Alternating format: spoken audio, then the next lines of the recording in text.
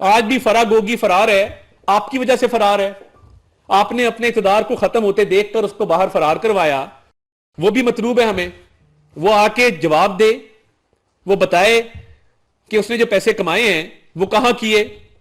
اور ایک اور کھیل کھیلا جاتا تھا کہ فرا گوگی جب بیرون ملک جاتی تھیں تو ایک پرائیویٹ جیٹ کا انتظام کیا جاتا تھا اور امیگریشن کی سٹیمپ ان کے پاسپورٹ پہ نہیں لگائی جاتی تھی تاکہ ان آؤٹ جو ہے وہ ایف آئی اے کے سسٹم میں نہ آئے. اب یہ بھی ایک جرم ہے، اور یہ بات ثابت ہے کہ پرائیویٹ جیٹ پہ جو ان کی تصاویر آپ دیکھتے ہیں وہ پی آئی اے کا جہاز تو نہیں ہے، وہ کسی اور نجی ایئر لائن کا جہاز تو نہیں ہے. وہ جہاز ایک پرائیویٹ جیٹ ہے، لگژری جیٹ ہے، اربوں کی مالیت کا ایک وہ جہاز ہے جس میں 10-15 لاکھ کے بیگ رکھ کے، جو مجھے تو پتہ نہیں تھا کہ یہ بیگ سانپ کی اور کروکوڈائل کی کھالوں سے بھی بنتے ہیں دنیا میں. جو امیر ترین لوگ ہوتے ہیں، میں تو مڈل کلاس آدمی ہوں، ان کو شوق ہوتا ہے کہ یہ بیگ جو ہے یہ سانپ کی یا کروکوڈائل کی کھال سے بنے ہوئے بیگ وہ اٹھائیں. 20-20 لاکھ کے وہ بیگ ہیں. تو آپ نے ایسے سانپ پالے تھے جو سانپ کی کھال کے بیگ رکھتے تھے اپنے ساتھ. اب وہ کہاں پہ ہیں؟ کہاں ہے فرا گوگی؟ واپس کیوں نہیں بلاتے؟ کیونکہ وہ شریک جرم ہے، وہ بے نامی دار ہے. جو اربوں روپیہ آپ نے اس ملک و قوم کا لوٹا اس میں اس کا حصہ تھا، اور آپ نے اس کو فرار کروایا. آج واپس نہیں بلا رہے. آپ اس کے دفاع میں خود آئے. عمران احمد نیازی صاحب، آپ نے خود کہا کہ فرا گوگی پبلک آفس ہولڈر نہیں ہے، اس کے پاس کوئی سرکاری عہدہ نہیں ہے، اس سے پوچھ گچھ نہیں ہو سکتی. آپ کی اطلاع کے لیے عرض ہے، آپ تو پبلک آفس ہولڈر ہیں نا. آپ کی نکاح کی تصویر میں وہ گواہ کے طور پہ کھڑی ہیں. آپ کے گھر میں 24 گھنٹے کی ان کو رسائی حاصل تھی. پوسٹنگ ٹرانسفر کرنے کے لیے افسران فرا گوگی کو فون کرتے تھے، ایس این جمیل گجر کو فون کرتے تھے. اگر وہ آپ سے ان کا تعلق نہیں تھا تو 2009 میں ان کے کالے سفید کرنے کے لیے آپ نے ایمنیسٹی کیوں دی ان کو؟ ایمنیسٹی سکیم بطور وزیر اعظم آپ نے منظوری دی اور ان کے کالے دھن کو سفید کیا. اب اربوں روپیہ جو فرا گوگی کما رہی ہے اور کما چکی ہے، اس کا حساب کون دے گا؟ آج سے 3 روز قبل فرا گوگی کے ایک کیش بوائے کو گرفتار کیا گیا اسلام آباد ایئرپورٹ پر. ان کا نام نو فلائی لسٹ میں موجود تھا اور کروڑوں روپیہ فرا گوگی کے اکاؤنٹ میں انہوں نے جمع کرایا تھا اور وہ ایف آئی اے کو مطلوب تھے. ان کی گرفتاری عمل میں لائی گئی اور ان کو سوال نامہ دیا گیا ہے اور پوچھ گچھ جاری ہے، اور ان سے تمام وہ تفصیلات لی جائیں گی کہ یہ 1.6 ارب روپیہ کیش فرا گوگی کے اکاؤنٹ میں کیسے آیا تھا. تو یہ عمران نیازی صاحب کو جواب دینا ہوگا، ہر حال میں دینا ہوگا.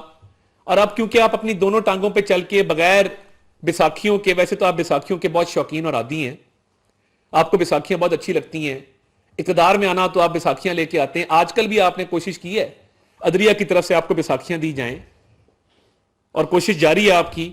ثاقب نثار صاحب سے آپ نے ملاقات کر کے ان کا ترلا کیا ہے کہ مجھے بچا لو، ججوں پہ دباؤ ڈالو اور میرے لیے کوئی رستہ نکالو. اور ثاقب نثار صاحب کو میں ریکویسٹ کروں گا کہ آپ اس کھیل میں نہ ڈلیں. میری آپ سے گزارش ہے، آپ ریٹائر ہو چکے، ریٹائرمنٹ کی زندگی گزاریں، اس کام میں مت پڑیں. یہ سیاستدانوں کا کام ہے، ان کو کرنے دیں. مؤدبانہ گزارش ہے، میں بہت پولائٹلی آپ کو ریکویسٹ کر رہا ہوں کہ یہ نہ کریں. تو یہ بیساکھیوں کے تو آپ شوقین ہیں ہی ہیں، مگر اس دن آپ جب عدالت گئے تو آپ اپنی دونوں پیروں پہ چل کے گئے، بھار ڈال کے گئے، بیساکھیوں کے بغیر گئے.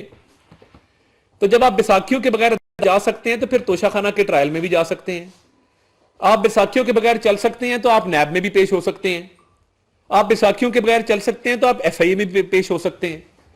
تو یہ اب بیساکھیاں آپ کو چھوڑنی ہوں گی. آپ کی بری عادتیں ہیں، یہ بری عادتیں آپ کو چھوڑنی ہوں گی اور بیساکھیوں کے بغیر چلنا ہوگا. اور مجھے بیساکھیوں سے یاد آیا، پاکستان مسلم لیگ نون نے یہ فیصلہ کیا ہے کہ پاکستان مسلم لیگ نون کے اور پاکستان مسلم لیگ نون کی حکومت کا کوئی بھی کیس وہ اعجاز الاحسن صاحب اور مظاہر علی اکبر نقوی صاحب کے پاس نہ لگایا جائے. اس کا اعجاز الاحسن صاحب اور مظاہر علی اکبر نقوی صاحب کے پاس مسلم لیگ نون کا اور مسلم لیگ نون کی حکومت کا کوئی کیس نہ لگایا جائے.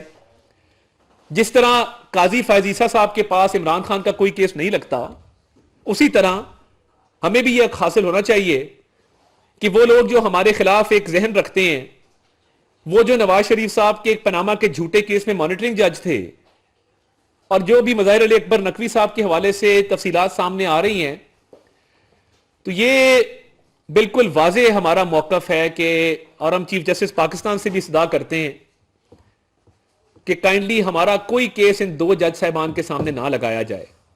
غلام محمود ڈوگر کے حوالے سے میں پہلے بات کر چکا کہ وہ کتنا کرپٹ آدمی ہے، اور اس کی لیے عدالت لگی اور عدالت اس کے تحفظ کے لیے آئی، اور جو آڈیو لیکس کے بعد معاملات سامنے آ رہے ہیں حیران کن اور خوفناک ہیں۔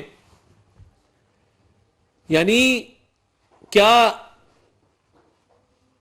ان جج صاحبان کا کیا قصور ہے جو ایمانداری سے، فرض شناسی سے سارا دن اپنے امور سر انجام دیتے ہیں، حق حلال کی روزی روٹی اپنے بچوں کو کھلاتے ہیں، مشکل حالات کا سامنا کرتے ہیں، مگر ان کا قلم لرزتا نہیں ہے، ان کے قلم سے ناانصافی نہیں ہوتی، عدل و انصاف کا قتل نہیں ہوتا۔ یہ سوالیہ نشان لگا رہے ہیں اس طرح کے لوگ۔ اب دیکھیے نقوی صاحب کے حوالے سے یہ معاملہ بالکل کلیئر ہے۔ لاہور کینٹ میں جو 4 کنال کا پلاٹ 10 کروڑ کا لیا گیا، اور وہ ایک دن پہلے کسی اور صاحب نے خریدا اور ان کو بیچ دیا، کم از کم 40 سے 50 کروڑ مالیت کا وہ پلاٹ ہے۔ یہ تو ممکن نہیں ہے نا آپ اپنے نام رجسٹری کروائیں، اور یہ پبلک ڈاکیومنٹ ہے، رجسٹری سامنے آ گئی ہوئی ہے، سوشل میڈیا پہ چل رہی ہے، تو کیا یہ ممکن ہے کہ آپ کو اپنی پوزیشن کا یہ فائدہ حاصل ہو کہ ایک پرائم پراپرٹی اونے پونے آپ کو دے دی جائے؟ کیوں دے دی جائے؟ اور اس کے علاوہ اگر یہ پراپرٹی آپ نے خریدی ہے تو کیا یہ سہولت باقی لوگوں کو بھی میسر ہے کہ وہ 2.5 کروڑ فی کنال لاہور کینٹ میں پراپرٹی خرید سکیں، مین کینٹ کے اندر؟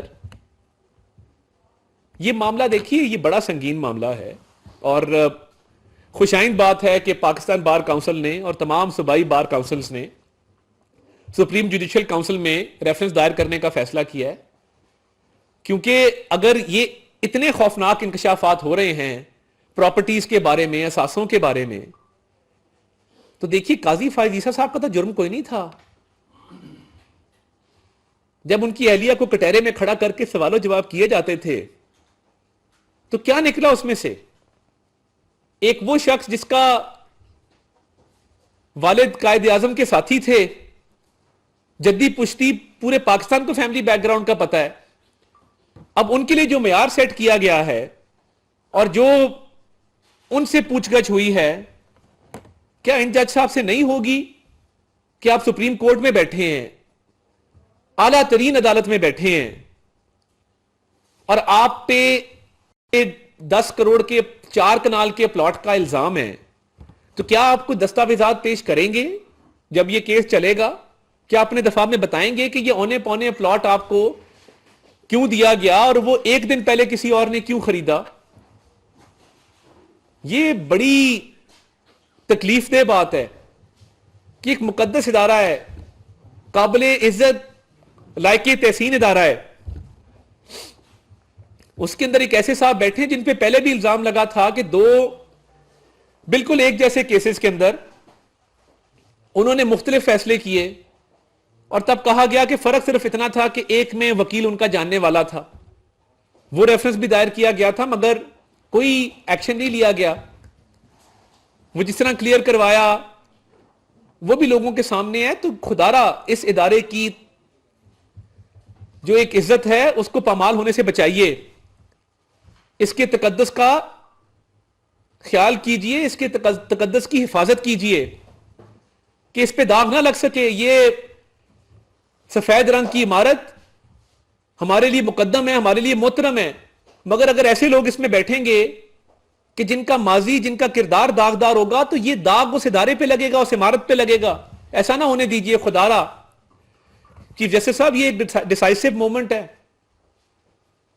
اگر یہ ایسے الزامات پلاٹوں کے اور اثاثوں کے آنا شروع ہو گئے تو یہ عدل و انصاف سے لوگوں کا ایمان اٹھ جائے گا، یقین اٹھ جائے گا۔ تو اس لیے مسلم لیگ نون استدعا کرتی ہے کہ ان 2 جج صاحبان کے پاس کوئی ہمارا کیس نہ لگایا جائے۔ ایک بینٹ آف مائنڈ ہے، ایک نظر آتا ہے کہ یہ ہمارے مخالف ایک ذہنیت رکھتے ہیں جو کہ قابل افسوس ہے. ایک اور جو بات میں کرنا چاہتا ہوں وہ عمران نیازی صاحب کے خلاف جو شہباز شریف صاحب نے ہتک عزت کا دعویٰ کیا تھا، اس میں عمران نیازی صاحب کا جو دفاع کا حق تھا اس کو ٹرائل کورٹ نے ختم کیا. یہ ہائی کورٹ گئے، ہائی کورٹ نے ٹرائل کورٹ کے فیصلے کو برقرار رکھا. یہ سپریم کورٹ گئے، سپریم کورٹ نے بھی عمران نیازی صاحب کے دفاع کے جو حق ہے اس کو ختم رکھا ہے. ٹرائل کورٹ کا فیصلہ اپ ہولڈ کیا ہے اور اس میں انہوں نے باقاعدہ یہ بات لکھی ہے کہ عمران نیازی صاحب تاخیری حربے استعمال کر رہے ہیں، اس کیس کو تاخیر کا شکار کر رہے ہیں کیونکہ ان کے پاس جواب دینے کو کوئی نہیں ہے. تو یہ ایک بڑی عجیب بات ہے کہ عمران نیازی صاحب آپ ایک کورٹ کی حکم عدولی کریں، اور انہوں نے کہا کہ ان کا جو رویہ ہے اور جو تاخیری حربے یہ استعمال کر رہے ہیں یہ مناسب نہیں ہے. تو یہ شہباز شریف صاحب پہ الزام لگاتے تھے کہ جاوید صادق سے اتنے پیسے لیے، فلاں کام کرنے کے لیے اتنے پیسے لیے. تو جب ہتک عزت کا دعویٰ کیا گیا ہے تو اس کا جواب دینا آ کے کیوں نہیں دیتے؟ کیونکہ پتہ ہے کہ غلط ہیں. تو اب تو سپریم کورٹ کا فیصلہ آ گیا اور ہمیں امید ہے کہ یہ ہتک عزت کا جو یہ کیس ہے اس میں انشاءاللہ ہمیں خاطر خواہ کامیابی ملے گی. اور یہ ایک جھوٹا آدمی ہے، ایک منافق آدمی ہے جس نے ہمیشہ الزام تراشی کی سیاست کی ہے، منفی سیاست کی ہے. تو اب اس کو جواب دینا ہوگا کہ جو شہباز شریف صاحب پہ الزامات لگائے تھے، اب دفاع کا حق ختم ہو چکا. تو اب یہ کیس آگے چلے گا انشاءاللہ، اور دودھ کا دودھ اور پانی کا پانی ہوگا. پہلے بھی یو کے میں آپ جانتے ہیں نیشنل کرائم ایجنسی شہباز شریف صاحب کو گرین چٹ دے چکی ہے. وہ کلین چٹ جو این سی اے کی طرف سے دی گئی میں تمام تر الزامات کی باقاعدہ تحقیق کی گئی تھی اور کچھ نہیں نکلا تھا. اب جو یہ الزامات لگائے گئے ہیں اس کیس میں یہ بڑی پیش رفت ہے کہ سپریم کورٹ تک ٹرائل کورٹ کے فیصلے کو اپہولڈ کیا گیا ہے اور عمران نیازی کا دفاع کا حق ختم کیا گیا ہے. تو یہ اب انشاءاللہ میرٹ پہ کیس آگے چلے گا. اور جو آج جیل سے بچو تحریک کا آغاز ہو رہا ہے اس میں ابھی تک میں نے 2:26 پہ بات شروع کی تھی، 2:47 ہو گئے، کوئی نہیں آیا. بڑا انتظار کر رہے ہیں شاہ محمود قریشی صاحب آ جائیں، بڑا انتظار کر رہے ہیں اسد عمر صاحب آ جائیں، فواد چودھری صاحب آ جائیں، مگر روئے بغیر آئیے گا پلیز. یہ جیل بھرنا یہ اس طرح نہیں ہے کہ آپ روئیں بھی اور جیل بھی بھریں. آپ منت بھی کریں جیل بھی بھریں، ضمانت بھی لیں جیل بھی بھریں، ترلے بھی کریں جیل بھی بھریں. اور خان صاحب کے بارے میں تو یہ آپ کو پتہ ہے کہ وہ چیخیں بھی مارتے ہیں، روتے بھی ہیں جیل کا سن کے.